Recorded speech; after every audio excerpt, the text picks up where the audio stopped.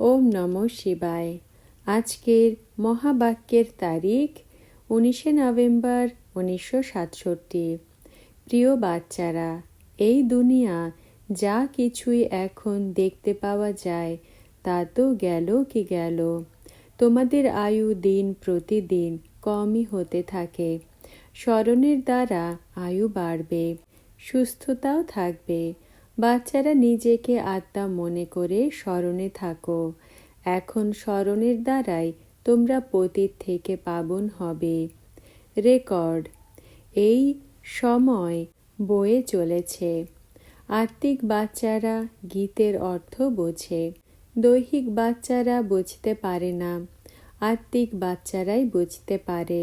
বাবা বলেন, 1 minute second pass হয় তো আয়ু কম হতে থাকে। এই সময়ে তোমাদের আয়ু হলো অনেক ভ্যালুয়েবল। 1 সেকেন্ডও তোমাদের ফালতু যাওয়া উচিত নয়। কিন্তু সেকেন্ড বাই সেকেন্ড কেউ স্মরণ করে না। বাবা তো এটাও বলেছেন যে গৃহস্থ ব্যবহারেও থাকতে হবে। গৃহস্থ মানে এমন নয় যে বিকারে থাকতে হবে। গৃহস্থ মানে সন্তান সন্ততি নিয়ে পরিবারে থাকা। এখানে এত সব এসে কি করে বসে যাবে? তোমরা বাচ্চারা জানো, এই সময় আমরা ঈশ্বরীয় পরিবারে রয়েছি। বাবাও সাথে রয়েছেন। যখন দূরে থাকে তখন তো এমন বলা হবে না যে বাবা সাথে রয়েছে। বাবা আবুতে বসে রয়েছেন।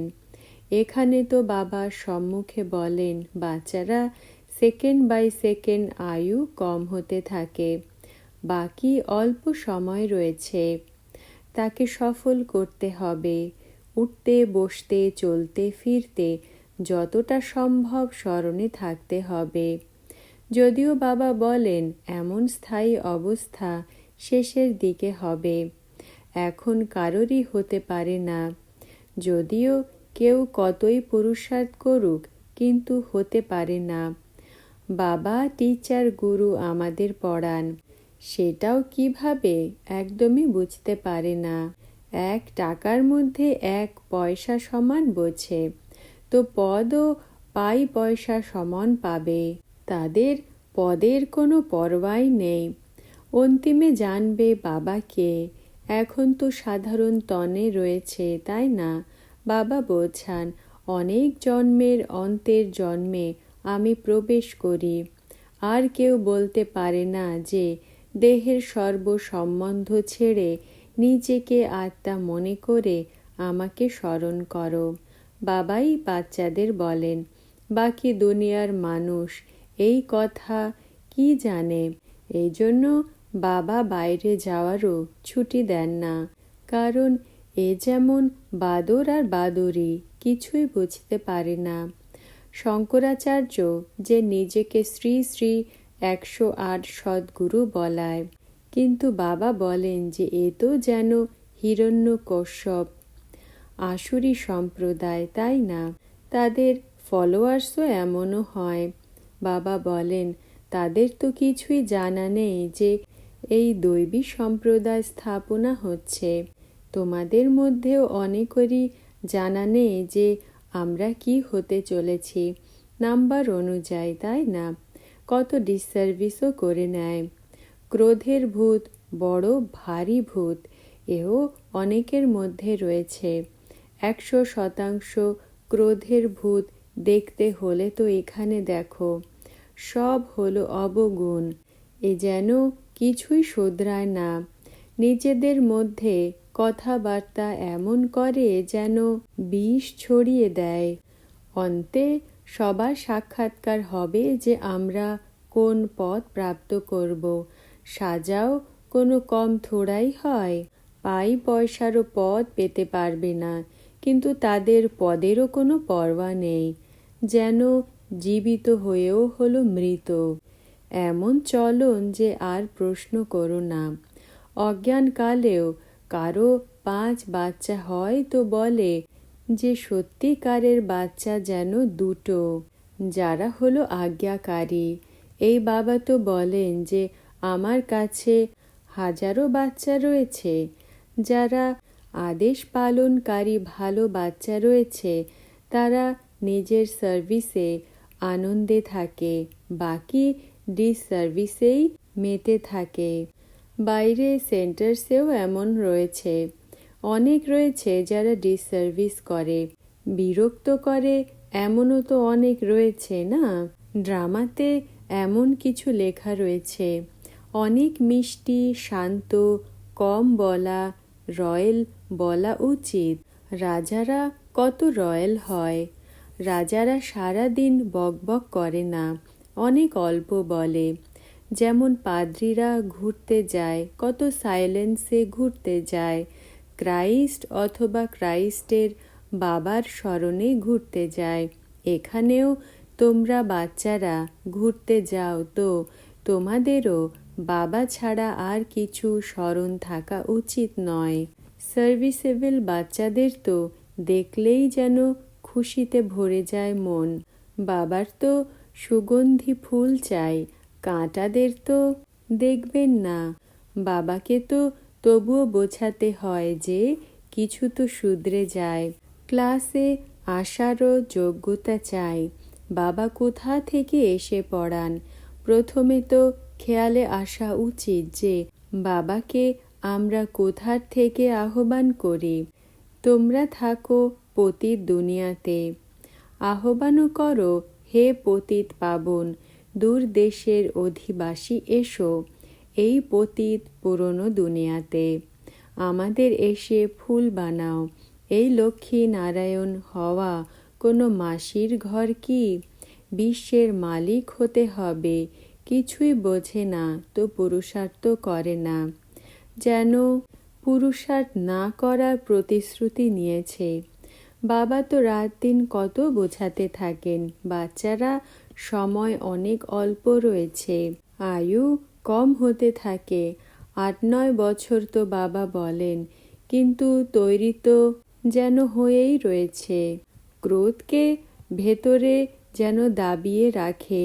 তোমরা জানো যে আমাদের জন্যই এই মিসাইল আদি সব তৈরি হয়েছে। মানুষও বুঝতে পারবে। বাচ্চাদের ডাইরেকশন মেলে, কিন্তু মনোযোগ দেয় না, তো বোঝা যায় যে হয়তো এখনো দেরি রয়েছে। বাবা বলেছেন যে গীতার ভগবানকে এটা খবরের কাগজে দাও, অ্যারোপ্লেন থেকে পর্চা ফেলো।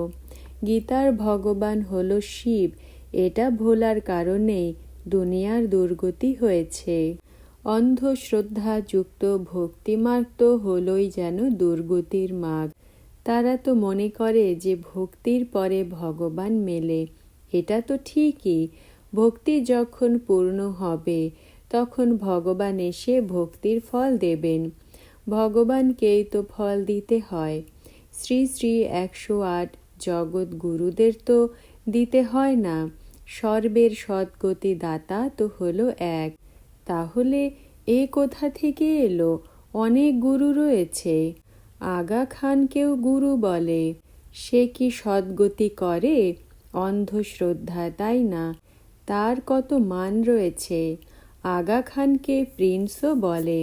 এখন প্রিন্স তো রাজার বাচ্চা হয়, এ তো হলো শুধুমাত্র ধনী, এই জন্যই প্রিন্স বলে। কৃষ্ণকে তো প্রিন্স নয় মহারাজা বলা উচিত। প্রিন্স অক্ষর তো হলো ইংরেজি। তোমাদের প্রতিটা অক্ষর রাইট বের হওয়া উচিত। প্রিন্স তো কেউই নয়, রাজত্বই নেই, যদি রয়েছেও তাও টাইটেল কিনে নেওয়া।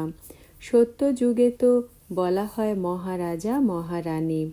রাম সীতাকে তো রাজা রাম বলা হয়। এখানে তো বোঝে না কিছুই, যা মনে আসে তাই বলতে থাকে। সংস্কৃত ভাষা তো বাস্তবে নেই। বাবা সংস্কৃতে শোনান না। তাহলে তো সবাইকে সংস্কৃত শেখার জন্য বেনারস কলেজে বসতে হবে। অবলারা কি করে শিখতে পারবে? হিন্দি ভাষা তো কত সহজ। বাবা বলেন যে আমি তো হিন্দিতেই বোঝাই। সংস্কৃত ভাষা তো এই রথই জানে না, তাহলে শিব বাবা কি করে বলবেন? রথের যে ভাষা হবে তাতেই তো বোঝাবেন, তাই না? এইসব তোমরা বাচ্চাদের হলো বোঝার মতো কথা। যা এই রথ জানে তাই বাবা বলেন, সেই ভাষাই চলে। সিন্ধি ভাষা হলে অন্য লোকেরা তো আসবে না। সিন্ধি তবুও মাইনরিটিমে হয়, হিন্দি তো মেজরিটিমে রয়েছে। এমনও নয় যে সত্যযুগে হিন্দিই হবে, সেখানে তো তোমাদের নিজেদেরই ভাষা হবে। বাবা এসেছেন, বাবা বোঝান তো হিন্দি ভাষার পাঠ পুরো হয়, এরপরে তো যা সেখানকার ভাষা হবে সেটাই চলবে। এরপর রাম রাজ্যে ভাষা বদলি হয়ে যাবে, এমনও হতে পারে। হয়তো একটাই চলবে। সময় মতো যেটা হবে সেটা দেখা যাবে। বাবা আগের থেকে বলবেন না, তোমরা চলতে থাকো। এমন নয় যে সত্যযুগে হিন্দি ভাষা হবে, সেখানে তো তোমাদের নিজেদেরই ভাষা হবে। বাবা আসে, বোঝায়, তো হিন্দি ভাষার পাঠ পূর্ণ হয়। এরপরে সেখানকার যে ভাষা হবে সেটাই চলবে। তখন রাম রাজ্যে ভাষা বদলে যাবে, এমন হতে পারে। হয়তো একটাই চলে। সময় অনুযায়ী যা হবে সেটা দেখা যাবে। বাবা প্রথম থেকে বলবেন না, তোমরা চলতে থাকো। এ তো জানো যে বিনাশ তো হতেই হয়। দেবী দেবতা ধর্ম প্রায় লোপ হয়ে গেছে, বাকি চিত্র রয়েছে। এখন তোমরা বাচ্চারা বুঝতে পারো যে এত সময় কম রয়েছে যে আমরা ডাবল মুকুটধারী হই। এরপর এতটা সময় সিঙ্গেল মুকুটধারী হবে, তারপর মুকুট। এখন তো অল্প যা রয়েছে তাও শেষ হয়ে যাবে।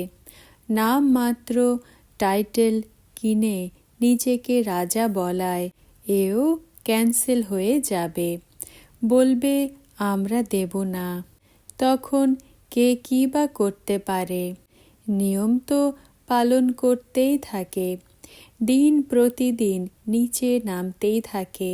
তোমরা বাচ্চাদের তো অ্যাকুরেট জানা রয়েছে। এই দুনিয়া যা কিছুই এখন দেখা যায় তা গেল কি গেল। তোমাদের আয়ু দিন প্রতিদিন কমই হতে থাকে। স্মরণের দ্বারা আয়ু বাড়বে, সুস্থতাও হবে। তোমরা জানো যে আমরা দেবী দেবতারা অনেকই সুস্বাস্থ্যের অধিকারী ছিলাম, কখনোই অসুখ হতো না। বাবা কত সহজ কথা বলেন যে বাচ্চারা নিজেকে আত্মা মনে করে স্মরণে থাকো। এখন স্মরণের দ্বারাই তোমরা পতিত থেকে পাবন হবে। তারা তো বলে দেয় গঙ্গা হলো পতিত পাবনী, আবার বলে যে পতিত পাবন সীতারাম। এক কথার ওপরে টিকে থাকে না। শাস্ত্র আদি অনেক পড়েছে, কিন্তু অর্থ তো বুদ্ধিতে কিছুই নেই। শুধু বলে যে শাস্ত্রবাদ করো। তোমরা বলো যে শাস্ত্র তো সবই হলো ভক্তি মার্গের, আমরা তো শাস্ত্রের নামই নেই না। তো শাস্ত্রবাদ আমরা কি করে করতে পারি? শাস্ত্রকে তো আমরা জানি যে সে সব হলো ভক্তি মার্গের শাস্ত্র। আমরা জানি, আবার বুঝতেও পারি যে সে সমস্ত হলো ভক্তি মার্গের সামগ্রী। জ্ঞানের সাগর তো এক বাবাই, তিনিই এসে জ্ঞান দিয়ে থাকেন। এ হলোই আত্মিক নলেজ। যদি নলেজই না মিলতো তাহলে তোমরা এখানে কেন আসো? এ অনেক বোঝার মতো কথা। পরবর্তীতে গিয়ে তো এই শঙ্করাচার্য আদি সবাই তোমরা বাচ্চাদের সামনে ঝুঁকবে, শিব বাবার আগে নয়। তিনি তো হলেন গুপ্ত, তাই না? তোমাদেরই মেসেজ দিতে হবে। ওহো প্রভু, তোমার লীলা বলে থাকে, কিন্তু প্রভু কি করেন তা জানে না, শুধুমাত্র তোমরা ব্রাহ্মণরা ছাড়া। প্রভুর গতিমতি কি করে অনুপম হয় সে তো তোমরাই জানো। ভগবান পড়ান, তো এই পড়াতে সম্পূর্ণ রীতি লেগে যাওয়া উচিত, নাকি অন্য ব্যবসা আদিতে লেগে যাওয়া উচিত? তোমরা বুঝতে পারো যে ওই নলেজ ভালো নাকি এই নলেজ ভালো, যার দ্বারাই তোমরা বিশ্বের মহারাজকুমার হও। অবশ্যই বলবে যে এই নলেজ হলো ভালো, তবুও পড়ে না, তো বোঝা যায় যে তাদের ভাগ্যেই নেই। বুঝতেও পারে যে এই নলেজ আমাদের কত উচ্চ বানায়। ওই পয়সার নলেজ থেকে তো অন্ধই হয়। তোমরা সবাইকে রাস্তা বলে থাকো, মানুষ তো একটুও জানে না। তোমাদের মধ্যেও অনেক রয়েছে যারা ড্রামাকেই জানে না। কেমন ওয়ান্ডার, তাই না? একটুও পুরুষার্থ করে না। দেহ অভিমানে যারা ফেঁসে থাকে, তারা কি জানবে এই নলেজকে? যাদের কাছে অনেক ধন রয়েছে, তারা বলে যে তারা তো স্বর্গেই বসে রয়েছে। তারা কি জানে নরক আর স্বর্গকে? ভগবান বাবা পড়ান, তো তার কত ভ্যালু রাখা উচিত। শিব বাবা আমাদের পড়ান, আমরা তার স্টুডেন্ট, এও স্মরণ রাখো, তাও কত উন্নতি হয়ে যাবে। কেউ তো 1 মিনিটও স্মরণ করে না। তখন বাবা বলতে থাকেন যে সময় চলে যাচ্ছে, নিজের উন্নতি করতে থাকো। বাবার স্মরণিকা সোমনাথের মন্দির তো দেখো কত হিরে জহরত দিয়ে বানানো হয়েছে। কত তো জহরত ছিল। সোনা রূপা তো ওই সময় একদমই সাধারণ জিনিস ছিল। সোনা রূপার তো ঘর বাড়ি তৈরি হতো। মন্দির থেকেই কত জহরত নিয়ে গেছে। ঘর বাড়িতেও হিরে মুক্ত জড়িত ছিল। হৃদয়ে খেয়াল আসে যে আবারও কি হবে? আমরা এখন পুরুষার্থ করছি বিশ্বের মালিক হবার জন্য। আমাদের কাছে আবার কত ধন হবে। হিরে মুক্তোর দ্বারা তো বাচ্চারা খেলবে। মন্দিরে হিরে জহরত লাগায় তো অবশ্যই মহলেও হবে। এমন বিশ্বের তো তোমরা মালিক হচ্ছ। কত স্থায়ী খুশি থাকা উচিত। আমরা মালিক ছিলাম, আবার এখন হতে চলেছি। তোমরা বাচ্চাদের তো অথা খুশি হওয়া উচিত। এখনো এত খুশি থাকে না। মায়া মোকাবেলা করতে থাকে। দেহ অহংকারও অনেক এসে যায়। মায়াও শক্তিশালীর সাথেই শক্তিশালী হয়ে লড়ে। পালোয়ানি তো পালোয়ানের সাথে লড়বে, তাই না? এই জন্য অনেক সাবধান হয়ে থাকতে হয়, গম্ভীর হয়ে থাকতে হয়। মায়া তো তৈরি বসে থাকে। দেখবে যে যোগে পাক্কা হয়ে কে বসে রয়েছে, তার ওপরেই ঝট করে আক্রমণ করবে। তোমরা নিজেরাও বলতে থাকো যে স্মরণ থাকে না। পদও তো অনেক উচ্চ, তাই না? কে এই পদ প্রাপ্ত করতে পারবে তা ঝট করে জানতে পারা যায়। এখন তোমরা বুঝতে পারো যে মায়া কত প্রবল। যে কাউকে এমন করে হারিয়ে দেয় যে একদমই ঝট করে মাটিতে পড়ে যায়। এতে কম্পেনিয়ান আদিরও কোনো কথা নেই। আমাদের তো দেহ সহিতই সব কিছু ভুলতে হবে। কিছুই স্মরণ যেন থাকে না, এক বাবা ছাড়া। কম্পেনিয়ান বানালে তো তারও স্মরণ বসে যাবে, ভুলতে পারবে না। এখানে তো বাবা বলেন যে সব কিছু ভুলতেই থাকো। অন্তিম সময়ে কারোই স্মরণ না থাকলে তখনই প্রাণ শরীর থেকে বের হবে। এতটা উচ্চ হলো গন্তব্য। একটুও যদি অন্য কারো কথা স্মরণে আসে, তাহলে রামচন্দ্রের মতো ফেল হয়ে গেলে। বাবা যুক্তি তো অনেক বলে দেন, কিন্তু পরোয়া করে না। আচ্ছা, ওম নমঃ শিবায়। আজকের বরদান, পাস উইথ অনার ভব। ব্যাখ্যা: নিজের লগনে অগ্নির অনুভূতি হয়। জ্ঞান দ্বারা সংস্কার পরিবর্তন করো, কিন্তু তাতে সময় লাগে। মুছে যাওয়া সংস্কার আবারও কখনো প্রত্যক্ষ হয়ে যায়। এখনকার সময় হল লগনের অগ্নিতে ভস্ম করার। অগ্নিকে প্রজ্বলিত করার বিধি কি? দৃঢ় সংকল্প। মরে যাব, কিন্তু করতেই হবে। সংকল্পরূপী বীজ আর দৃঢ়তারূপী সার সম্পন্ন নয়। এই কারণে যে ফলের আশা রাখো তা পূর্ণ হতে পারে না।